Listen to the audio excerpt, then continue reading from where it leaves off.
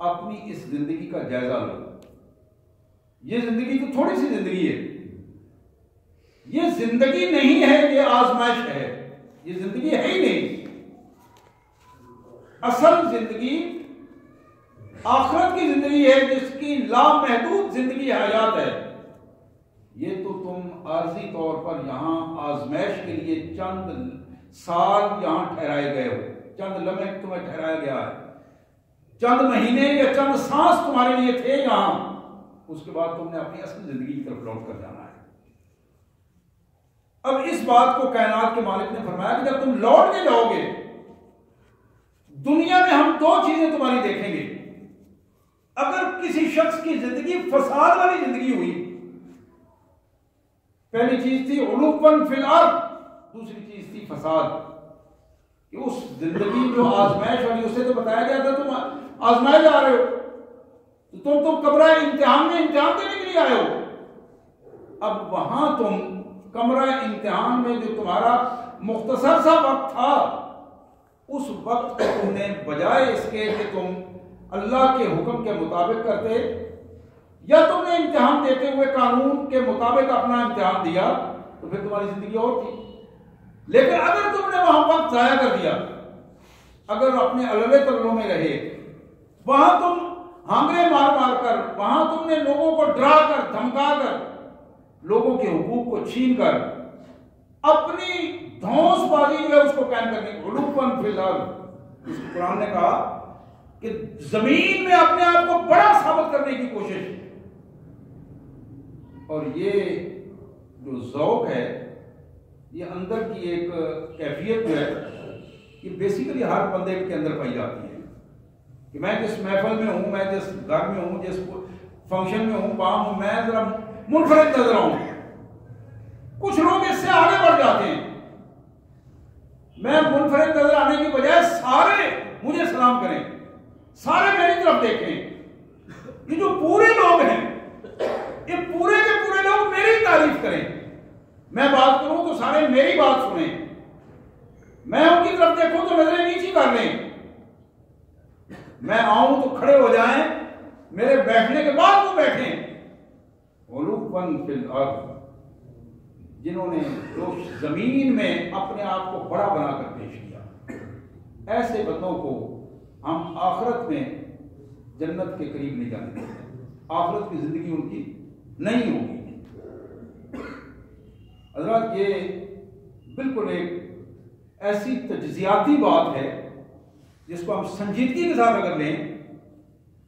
بندہ نمازی ہے، نماز بھی پڑھ لیتا ہے، روزہ بھی رکھ لیتا ہے، زکوٰۃ بھی دے دیتا ہے، خرچ بھی کرتا ہے، کبھی نہ کبھی اچھی باتیں بھی کر لیتا ہے. اب ایسا بندہ اگر وہ تکبر کا شکار ہے، کبر کا شکار ہے، اس کی اندرونی خواہش یہ ہے کہ لوگ میرے غلام بن کر نہیں، میں لوگوں کو دبا کر رکھوں. اللہ فرماتے ہیں کہ ہم اس آخرت کی زندگی ہم اس کو نہیں دیں گے. آخرت کا گھر اس کے لیے نہیں ہے. تلک الدار الآخرہ نجعلها للذین لا یریدون علوا فی الارض ولا فسادا. آخرت کی زندگی قطعاً ہم اس شخص کو نہیں دیں گے، آخرت کا گھر اسے نہیں دیں گے جس شخص نے زمین میں فساد برپا کیا، جس شخص نے زمین میں اپنے آپ کو بڑا بنا کر لوگوں کو حقیر سمجھ کر ان کے اوپر مسلط ہو گیا.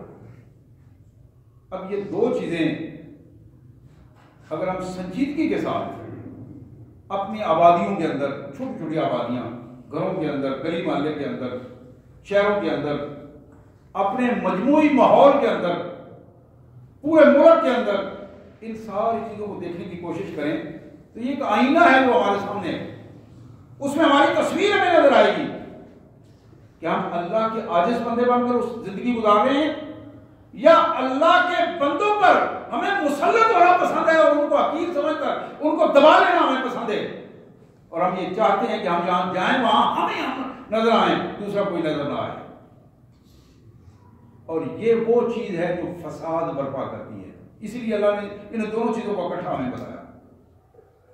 کسی ایک بندے کے کبر کی خواہش، متکبرانہ رویہ، بڑا ہونے کی خواہش، زمین میں فساد برپا کرتی ہے. یہ فساد کی بنیاد ہے. بندے کا عاجز رہنا اور اپنے آپ کو بندہ ہی سمجھنا، اس کی عاجزی اور اس کی بندگی اللہ کے حضور اور اللہ کے قوانین کا جو پابند ہو کے رہتا ہے، بلا شبہ یہ چیز زمین میں امن پیدا کرتی ہے، زمین میں سکون پیدا کرتی ہے. اور زمین میں فساد پیدا کرنے والی چیز علوا فی الارض ہے. زمین میں کبر کی کیفیت اور دوسروں کو حقیر سمجھنے کی کیفیت ہے. حضرات، دوسری چیز جو اللہ نے بتائی والعاقبۃ للمتقین، یہ جو عاقبت ہے، آخرت کا گھر جو ہے، یہ ہم متقی لوگوں کو دیں گے. متقی لوگ، تقوی والے لوگ، اللہ سے ڈر جانے والے لوگ، اللہ کے حضور عاجزی کرنے والے لوگ، اللہ کے محبت میں رہنے والے لوگ، اللہ کا اپنے آپ کو بندہ ثابت کر دینے والے لوگ، یہ متقی لوگ ہیں. والعاقبۃ للمتقین. نبی محترم سید کائنات جناب رحمت للعالمین صلی اللہ علیہ وآلہ وسلم نے ان رویوں کے حوالے سے بڑی خوبصورت باتیں ہمارے سامنے رکھی ہیں. اب عام ماحول میں بندہ یہ چاہتا ہے بعض اوقات کہ میں فلاں کے ساتھ چلوں پھروں اٹھوں، میری پہچان ہو. اب اس پہچان کو اسلام یہ چاہتا ہے کہ تم جو پہچان بنانا چاہتے ہو وہ اللہ اور اللہ کے رسول کے حوالے سے بناؤ. معاشرے میں ڈھونڈو کہ کون سے لوگ اچھے لوگ ہیں، میرا اٹھنا بیٹھنا ان کے ساتھ. اور اگر پوزیشن یہ ہو کہ میں اچھے لوگوں کا سلام کا جواب دینا بھی پسند نہ کروں، میں اچھے لوگوں کو سلام کرنا بھی پسند نہ کروں، اور اس کے مقابلے میں ڈھونڈتا پھروں ان لوگوں کو جو لوگ دوسروں پر ظلم کرنے والے ہیں، دوسروں سے بدتمیزی کرنے والے ہیں، دوسروں کو حقیر سمجھنے والے ہیں. اب یہ وہ رویہ ہے جو رویہ تباہی اور بربادی کا رویہ ہے. یہی ماحول تھا وہاں مکہ مکرمہ میں. مشرکین مکہ نے، قبائل کے سرداروں نے وہ ماحول بنا رکھا تھا. وہ لوگ اپنے اس مکے کے ماحول میں جو باہر کا کوئی شخص آ جاتا اور وہ ان کی سرداری کو ایک ہے عملاً تسلیم تو کر لیتا، لیکن ان کی آؤ بھگت نہ کرتا. ان کی مرضی کے مطابق وہ آتے تو اٹھتا نہ، اپنا کام کر رہا ہے، وہ چیز اپنا کام کر رہا ہے، ایک لوہار ہے وہ اپنا کام کر رہا ہے. یعنی ہاتھ سے کام کرنے والا فرد اپنی محنت کر رہا ہے، اور اس قبائلی سردار کے سامنے وہ اٹھا نہیں ہے، اٹھ کے سلام نہیں کیا، استقبال نہیں کیا، تو وہ اس کا جینا دو بھر کر دیا کرتے تھے، اس کا رہنا سہنا دو بھر کر دیا کرتے تھے. اس ماحول میں ان کا رہنا بڑا مشکل ہو جاتا تھا. حضرات، یہ وہ جاہلیت کا دور تھا، اور آج بھی جاہلیت اسی طرح، رنگ فرق کا فرق پڑا ہے، طریقوں کا فرق پڑا ہے، جاہلیت اسی طرح ہے. قدیم جاہلیت بھی اور جدید جاہلیت بھی. آج بھی لوگوں کو اسی طرح جکڑ بندیوں میں رکھنا لوگوں کو پسند ہے. بڑیوں کو یہ پسند ہے کہ لوگوں کے اوپر مسلط ہوا جائے. ان کی یہ پسندیدہ خواہش ہے کہ کسی نہ کسی طریقے سے میں آؤں اور لوگ جو ہے وہ میرے نعرے لگائیں اور میرے آگے پیچھے ہوں. اسلام نے اس روایت کو ختم کیا تھا، اس روایت کو ختم کیا تھا. محمد کریم صلی اللہ علیہ وسلم ایک دن تشریف لائے. بڑی معروف حدیث ہے. آپ نے دیکھا کہ ساتھیوں نے ایک تھوڑی سی جگہ پر پتھر رکھ کے ذرا اس کو اونچا بنا دیا. تو میرے آقا صلی اللہ علیہ وسلم نے پوچھا کہ یہ کیا ہے، یہ کس کے لیے بنایا گیا ہے؟ تو صحابہ نے عرض کیا، یا حضرت، ہم یہ چاہتے ہیں کہ آپ یہاں تشریف رکھیں تاکہ باہر سے آنے والے بندے کو یہ پتہ چل جائے کہ اللہ کے رسول صلی اللہ علیہ وسلم یہ ہیں اور صحابہ یہ ہیں، امتی یہ ہیں. بظاہر یہ بات کوئی اتنی بڑی بات نہیں تھی، اور میں سمجھتا ہوں کہ جس کو اللہ نے مرتبہ کائنات میں بڑھا دیا ہے، اللہ نے کہا کہ یہ کائنات میں سب سے بڑا انسان میں نے پیدا کیا ہے، یہ انسانوں کا سردار ہے، اس کا اس مرتبے میں بیٹھ جانا. سید کائنات صلی اللہ علیہ وسلم نے اپنے پاؤں کی ٹھوکر سے اس کو گرا دیا. پاؤں کی ٹھوکر سے گرا دیا اور فرمایا خدا کی قسم میں تو ایک دیہاتی عورت کا دودھ پی کر پلا ہوں اور مجھے آپ کے ساتھ نیچے بیٹھنے میں کوئی آگ نہیں ہے، مجھے آپ کے ساتھ نیچے بیٹھنے میں، آپ جیسے ماحول میں بیٹھنے میں کوئی آگ نہیں ہے، کوئی شرمندگی نہیں ہے۔ پھر میرے آقا صلی اللہ علیہ وسلم نے ایک موقع پر ارشاد فرمایا خدا کی قسم وہ شخص ملعون ہے، لعنتی ہے وہ شخص جو یہ چاہتا ہے کہ میں آؤں اور میرے لیے لوگ کھڑے ہو جائیں، میں آؤں اور لوگ میرے استقبال کے لیے کھڑے ہو جائیں، اگر اس کے اندر کی خواہش یہ ہے تو وہ بڑا ملعون شخص ہے، بڑا لعنتی ہے وہ شخص۔ محمد رسول اللہ صلی اللہ علیہ وسلم کی امت میں ہونے کے باوجود رحمت اس کے قریب نہیں آئے گی۔ تو یہاں بات ہو رہی تھی، اللہ نے یہ بات طے کر کے ہمیں بتا دی ہے کہ آخرت کا گھر اس بندے کو ملے گا لا یریدون علوا فی الارض ولا فسادا، جس بندے کو دنیا میں بڑا بننے کا شوق نہیں ہے اور وہ دنیا میں فساد سے بچتا ہے، امن کا داعی ہے اور لوگوں کے لیے سہولتیں پیدا کرنے کا خواہشمند ہے۔ والعاقبۃ للمتقین، اور آخرت کا گھر متقی لوگوں کے لیے ہے۔ حضرات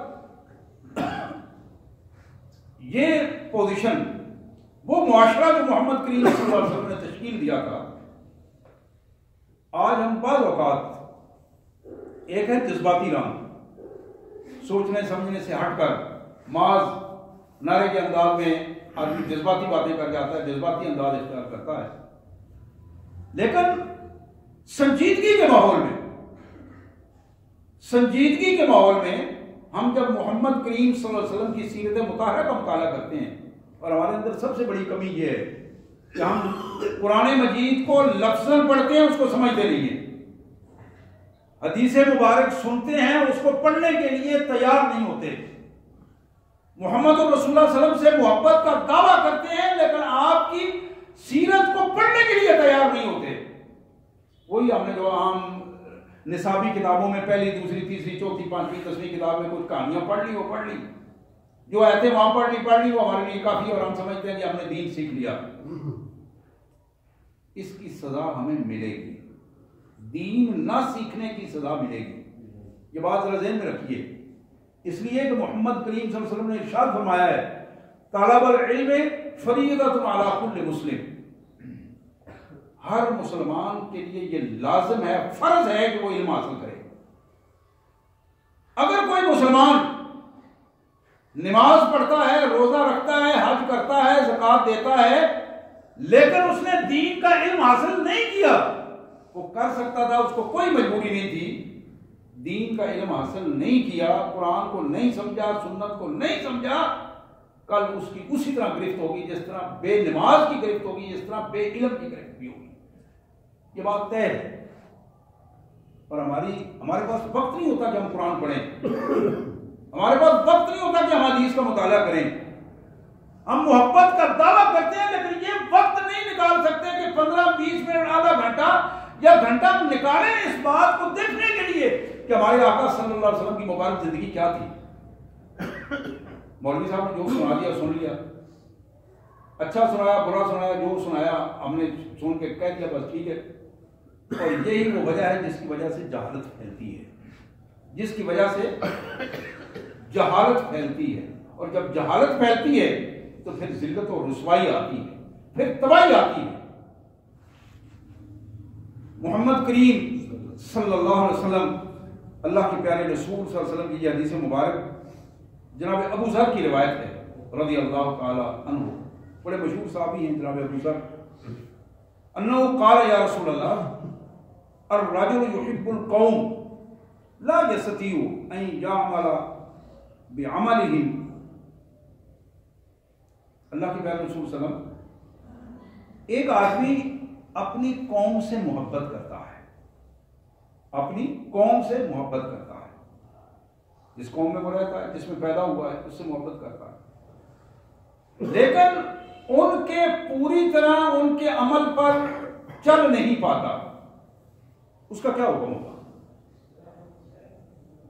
قال انت یا ابا ذر ما من احببت، ابو ذر کل قیامت کے دن تم انہی کے ساتھ ہوگے جن سے محبت کر کے تم نے اپنی زندگی ان کے نام لگا دی. ابو ذر تم کل قیامت کے دن ان لوگوں کے ساتھ ہوگے جن لوگوں کو پسند کر کے محبت کر کے برضا اور رغبت تم نے اپنے آپ کو ان کے ساتھ لگا دیا، پسند بھی کیا اور اپنے آپ کو ان کے مطابق تبدیل بھی کر دیا. قال فإني أحب الله ورسوله، جناب ابو ذر نے پھر عرض کیا یا رسول اللہ صلی اللہ علیہ وسلم، میرے آقا میں تو اللہ اور اللہ کے رسول سے محبت کرتا ہوں، میری محبت تو اللہ کے لیے ہے، اللہ کے پیارے رسول صلی اللہ علیہ وسلم کے لیے ہے. قال انک ما من احببت، پھر آپ نے وہی جملہ فرمایا ابو ذر تم بلا شبہ انہی کے ساتھ ہوگے جن کو تم چاہتے ہو، جن سے تم محبت کرتے ہو، جن کے لیے تم نے اپنی زندگی لگائی ہے. قال فاعادها ابو ذر فاعادها رسول اللہ صلی اللہ علیہ وسلم، اس جملے کو ابو ذر بھی دہراتے رہے اور رسول اللہ صلی اللہ علیہ وسلم بھی دہراتے رہے. اتنا پیارا جملہ تھا، ابو ذر بار بار پوچھتے اور رسول اللہ صلی اللہ علیہ وسلم بار بار وہی جواب دیا دیتے، ہاں ابو ذر تم انہی کے ساتھ ہوگے جن سے تم محبت کرتے ہو. حضرات اگر محبت جاگیرداروں کی جاگیر سے ہوگی، صنعت کاروں کے صنعتوں سے ہوگی، اگر محبت سیاسی رہنماؤں کے سیاسی ہتھ کنڈوں سے ہوگی اور شوق وہ ہوگا، محبت کبوتر بازوں سے ہوگی، محبت شراب نوشوں سے ہوگی، محبت بے حیا بدکار اور فحش کام کرنے والوں سے ہوگی، تو بالکل نتائج اسی قسم کے آئیں گے، آخرت اسی طرح ہوگی. بالکل یہ بات طے ہونی چاہیے اور ذہنوں کو صاف کر لینا چاہیے کہ جس بندے کے ذہن میں جس انداز کا سانچہ ڈھل گیا ہے، اس کا ذہن جس چیز کو قبول کرتا ہے، نماز بھی پڑھ لیتا ہے، میں نے پہلے عرض کیا، لیکن دلی محبت اس کی کہیں اور ہے. آتا ہے دو چار سجدے دے کے پھر وہی جھوٹ ہے، پھر وہی مال و دولت کی محبت ہے، پھر وہی بے ایمانی ہے، پھر وہی بدتمیزی ہے، پھر وہی وعدہ خلافی ہے. وہ سارے منافقانہ رویے اس کی اسی طرح چل رہے ہیں. حضور نے فرمایا کہ ایسا آدمی اس کی نماز کو لپیٹ کر کل قیامت کے دن اس کے منہ پہ دے مارا جائے گا. تم نماز کو مذاق سمجھتے تھے، تم نے اللہ کو دھوکہ دینے کے لیے یہ سارا کام کیا. اللہ کو دھوکہ تم نہیں دے سکتے، تمہیں خود اپنی زندگی تم نے برباد کی، اپنی زندگی کو تم نے دھوکہ دیا. حضرات یہ بالکل حقیقت ہے، یہ بالکل حقیقت ہے، جو حقیقت واضح ہمارے سامنے، میں کئی دفعہ یاد کر چکا ہوں. ہمیں اس پر یقین کر لینا چاہیے، اور یقین تب ہوگا جب ہماری زندگی بدلے گی کہ یہ زندگی ختم ہونے والی ہے، تھوڑی ہے. اور میرے جیسے جو بزرگ مجھ سے بڑی عمر کے بیٹھے ہیں، سفید بالوں والے، ہماری زندگی کا تو زہری انداز میں ہم سمجھتے ہیں کہ تو وہ وقت ہی ہمارا گزر چکا ہے. ویسے تو کسی کو کوئی پتہ نہیں ہے، لمحے کا کوئی پتہ نہیں، لیکن جس کے بال سفید ہو گئے ہیں وہ بال بار بار ہمیں یہ جوڑ کر کہتے رہتے ہیں وہ بھائی تم نے تیاری کی. یہ تو الارم ہے جو ہمارے سامنے ہر وقت ہوتا رہتا ہے کہ تم نے تیاری کی، آگے جانے کی کیا تیاری کی. آخرت کے گھر کو ہمیں کہیں سفر کر کے جانا ہوتا ہے، باہر جاتے ہیں. اس ملک میں بھی جب کہیں ہمیں 2-4 دن رہنا ہوتا ہے تو ہم پہلے کنفرم کرتے ہیں کہ وہاں جا کر ہم کہاں رہیں گے. کراچی جانا ہے تو کہاں رہیں گے، ہوٹل میں رہیں گے، رشتہ دار جہاں رہیں گے کہاں رہیں گے. جہاں ہم گاڑی سے اتریں گے، جہاز سے اتریں گے، اس کے بعد کہاں جانا ہے آپ نے، یہ چیز پہلے ہم کنفرم کرتے ہیں. چلنے سے پہلے ہر بندہ کنفرم کرتا ہے. عمرے پہ جانا ہے تو وہ اپنی رہائش کنفرم کرتا ہے. امریکہ، برطانیہ، کینیڈا جس نے بھی جانا ہے وہ کنفرم کرتا ہے میں نے کہاں جا کے رہنا ہے. اور یہ عارضی ہوتا ہے، 2-4 دن، مہینہ، سال، 2 سال، یہ عارضی. کیا یہ عجیب بات نہیں ہے؟ کہ جہاں ہم نے ہمیشہ ہمیشہ کی زندگی بسر کرنی ہے اس کی ہمیں فکر ہی نہیں، کبھی سوچا ہی نہیں کہ ہمارے ساتھ کیا ہوگا. ہم وہاں جائیں گے، عمل کی طاقت ختم ہو جائے گی، آخری سانس، موت کے بعد قبر اور حشر، اور پھر ہمارا ٹھکانہ کیا ہوگا. حضرات قرآن اسی کیفیت کو، حدیث اسی کیفیت کو ہمارے سامنے رکھتی ہے. بخاری اور مسلم کی حدیث جناب انس بن مالک رضی اللہ تعالیٰ عنہ کا یہ ارشاد کہ میرے آقا صلی اللہ علیہ وسلم نے ان رجلا سال رسول اللہ صلی اللہ علیہ وسلم متی الساعہ، ایک آدمی آیا اور اس نے جناب رحمت للعالمین خاتم الانبیاء صلی اللہ علیہ وسلم سے سوال کیا، اللہ کے رسول صلی اللہ علیہ وسلم قیامت کب آئے گی؟ متی الساعہ. آپ نے فرمایا ما اعددت لہا، ذرا بتاؤ نا کہ اس کے لیے کتنی تیاری کی ہے تم نے، اس قیامت کے لیے کتنی تیاری کی ہے تم نے. واقعی تمہیں فکر تو ہے اس کے کہ وہ کب آ رہی ہے، اس کی فکر کیا کی ہے تم نے. میں یہاں رک کر ایک عرض کروں، جن بھائیوں کو پتا ہے نہیں پتا تو انہیں معلوم ہونا چاہیے کہ قیامت جمعے والے دن آئے گی. اللہ کے رسول صلی اللہ علیہ وسلم نے فرمایا قیامت جمعے والے دن برپا ہوگی. اور رسول اللہ صلی اللہ علیہ وسلم کا ہمیشہ یہ معمول تھا کہ جمعے کے دن صبح کی نماز کے بعد سورہ کہف پڑھا کرتے تھے. سورہ کہف پڑھا کرتے تھے جمعے کے دن صبح کی نماز کے بعد کبھی بھی، اور صحابہ کرام سارے کے سارے پڑھتے تھے. ہم میں سے کتنے ایسے لوگ ہیں جنہوں نے اس خوف سے کہ آج جمعہ ممکن ہے چند دنوں بعد قیامت برپا ہو جائے، یعنی یہ تو کنفرم ہو گیا نا کہ دن جمعے کا ہوگا، یہ تو میرے آقا صلی اللہ علیہ وسلم نے فرما دیا کہ جمعے کے دن برپا ہوگی. جمعے کے دن اس کنفرمیشن کے بعد کتنے افراد ہیں جو جمعے کے دن زیادہ روتے ہیں، استغفار کرتے ہیں، اپنے گناہوں کی معافی مانگتے ہیں کہ اگر قیامت برپا ہو گئی یا اللہ مجھے معاف کر دیں، اس سے پہلے میں اپنے گناہوں کی معافی مانگوں. ہم تو اپنے وقت پہ مسئلے کے لیے ہماری تو اکثر جمعے کی نمازیں قضا ہو جاتی ہیں، ہماری تو خوشی کے فنکشن جمعے والے دن ہوتے ہیں جس کی وجہ سے ہماری جمعے کی نمازیں ختم ہو جاتی ہیں. اور ہم نے کبھی جب برادریوں میں بیٹھتے ہیں دن لینے کے لیے کبھی نہیں سوچا، اس پہ کبھی گفتگو نہیں ہوئی، کبھی زور نہیں دیا کہ بھئی جمعے کا دن نہ رکھیں. اگر رکھنا ہے تو اس کا ٹائم اس طرح کا رکھیں جس میں آسانی کے ساتھ نماز جمعہ ادا ہو سکے. کبھی اس پر زور نہیں دیا. اور بدبختی کی بعض اوقات پوزیشن یہ ہوتی ہے عین جمعے کے وقت 12:30-1 بجے کے قریب دعوت ہوتی ہے اور نکاح کی تقریب جو وہ منعقد ہو رہی ہوتی ہے، اور وہاں سے کھانا لیٹ ہوتا ہے اور 2:30-3 بجے وہاں سے 4 بجے اٹھتے ہیں اور جمعے کی نماز قضا ہو جاتی ہے، ختم ہو جاتی ہے. یہ دن ہے قیامت کی برپا ہونے کا دن، اور ہمارے رویے اس کے ساتھ کیا ہیں آپ اندازہ کر سکتے ہیں. اور اکثر کاروباری لوگ جنہیں جمعہ کی چھٹی جنہیں کرنی ہوتی ہے ان کی جمعے کی صبح کی نماز قضا ہو جاتی ہے، نمازوں کی بھی قضا ہو جاتی ہے، پرواہ نہیں ہوتی. اچھا چھٹی ہے آج آرام سے اٹھتے ہیں. ذرا غور کیجئے کہ اگر وہ دن قیامت ہی کا دن ہوا اور اللہ کے نبی کا امتی سویا ہوا ہو، صبح کی نماز کے لیے نہیں اٹھ سکا، اس نے قیامت کی تیاری نہیں کی، اس نے استقبال کے لیے فکر مندی نہیں ہے، اس کی حالت کیا ہوگی. میں عرض کر رہا تھا کہ ایک شخص آیا، یہ بخاری اور مسلم کی حدیث پیش کر رہا تھا، نبی محترم صلی اللہ علیہ وآلہ وسلم سے اس نے سوال کیا متی الساعہ، میرے آقا قیامت کب آئے گی؟ آپ نے ارشاد فرمایا ما اعددت لہا، تم نے اس کی کتنی تیاری کی ہے. وہ عرض کرنے لگا قال لا شیء الا انی احب اللہ ورسولہ، میرے آقا تیاری تو کوئی نہیں ہے، بس اسی طرح وقت گزر رہا. آپ ذرا اندازہ کریں یہ وہ لوگ ہیں جنہوں نے زندگیاں لگائی ہوئی تھی محمد الرسول اللہ صلی اللہ علیہ وسلم کے لیے، زندگیاں لگائی ہوئی تھی اللہ کے دین کے لیے اپنے آپ کو پیش کیا ہوا.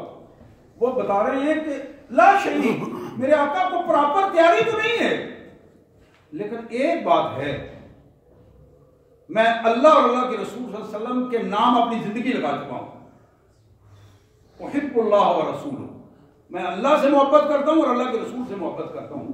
ان کے حکم سے میں سرتابی نہیں کرتا. جہاں اللہ کے حکم کی خلاف ورزی ہو رہی ہو میں سوال ہی نہیں پیدا ہوتا کہ اس حکم کی خلاف ورزی میں اپنی موجودگی میں برداشت کروں.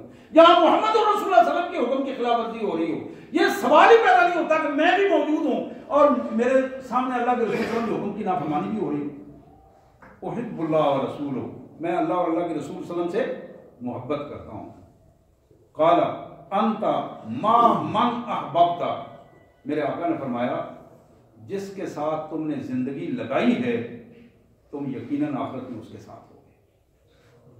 تم نے میرا نام لیا ہے، میرے امتی بنے ہو، تم نے میرے کہنے کے مطابق اپنے آپ کو لگایا ہے، تو میرے آقا نے فرمایا کہ میں ضمانت دیتا ہوں اگر تم اپنی محبت میں سچے ہو تو کل تمہارا حشر بھی میرے ساتھ ہی ہوگا. قال انس، جناب انس کہتے ہیں جو یہ راوی سن رہے تھے، فَأَنَا أُحِبُّ النَّبِيَّ صلی اللہ علیہ وسلم وَأَبَا بَكْرَ وَعُمَرَ، میں وہ بندہ ہوں مجھے اس کائنات میں اپنے اللہ کے بعد سب سے زیادہ جو محبوب شخصیت ہے وہ محمد کریم صلی اللہ علیہ وسلم کی شخصیت ہے. میں آپ کی حکم کی خلاف ورزی نہیں کی اور آپ کے حکم کی خلاف ورزی کا نہیں سوچ سکتا. میں ابو بکر سے محبت کرتا ہوں، میں جناب عمر سے محبت کرتا ہوں. اور یہ کہنے کا مطلب کیا تھا؟ وَأَرْجُو أَنْ أَكُونَ مَعَهُمْ، اور میرا یقین ہے کہ کل قیامت کے دن میں انہی کے ساتھ ہوں گا. میں محمد کریم صلی اللہ علیہ وسلم کے ساتھ ہوں گا، جناب ابو بکر کے ساتھ ہوں گا، جناب عمر کے ساتھ ہوں گا، اس لیے کہ میں انہی کے راستے پر ہوں اور میں خوشی سے ان کے راستے پر چل رہا ہوں اور میں خوشی سے ان کے ساتھ محبت کرتا ہوں.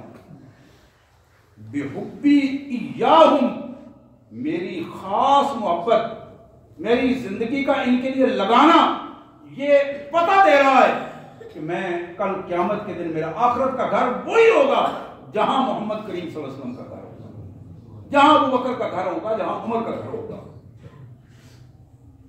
حضرات، یہ آخری حدیث ہے جو میں آپ کے سامنے پیش کرنا چاہتا ہوں.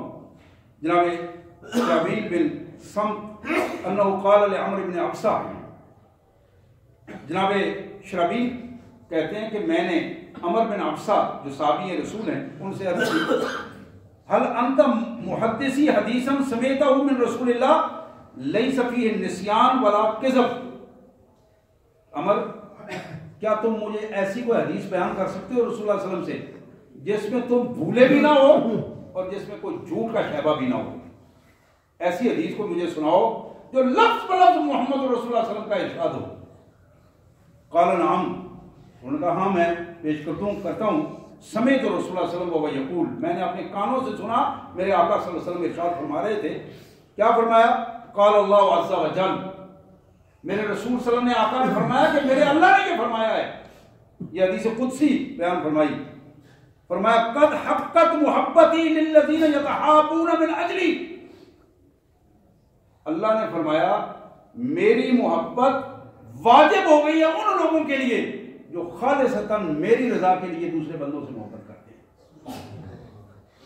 خالصتاً اللہ کے رضا کے لیے، جو اللہ کے لیے اللہ کے راستے پر اللہ کی محبت کرنے والے لوگ، ان کے ساتھ اگر کوئی شخص محبت کرتا ہے تو میرے اللہ نے فرمایا کہ میں ان سے محبت کرتا ہوں، میری محبت واجب ہے. قد حقت، پھر فرمایا وقد حقت محبتی الذین یتظاہرون من اجلی، جو لوگ میرے لیے خالصتاً میری رضا کے لیے دوسروں سے ملاقات کے لیے جاتے ہیں، ملنے کے لیے جاتے ہیں اور کوئی مفاد، کوئی عصبیت، کوئی تعصب نہیں ہے، صرف اللہ کی رضا کے لیے، اللہ کے دین کے لیے یہ کام کرتے ہیں، اپنے کام چھوڑ کر دوسروں سے ملنے کے لیے جاتے ہیں، تو میرے اللہ نے فرمایا میری محبت ان کے لیے واجب ہے کہ یہ بندے ان سے میں محبت کرتا ہوں. پھر فرمایا وقد حقت محبتی للذین یتبازلون من اجلی، جو لوگ خالصتاً ان لوگوں سے محبت کرتے ہیں جو میرے لیے خرچ کرتے ہیں اور آپس میں خرچ ایک دوسرے پر اس لیے کرتے ہیں کہ یہ اللہ والے ہیں اور اللہ سے محبت کرنے والے لوگ ہیں، اس اللہ کی رضا کے لیے وہم خرچ کرنے والے لوگ جو ہیں، اللہ نے فرمایا میری محبت ان کے لیے بھی واجب ہو گئی ہے، میں ان سے بھی محبت کرتا ہوں۔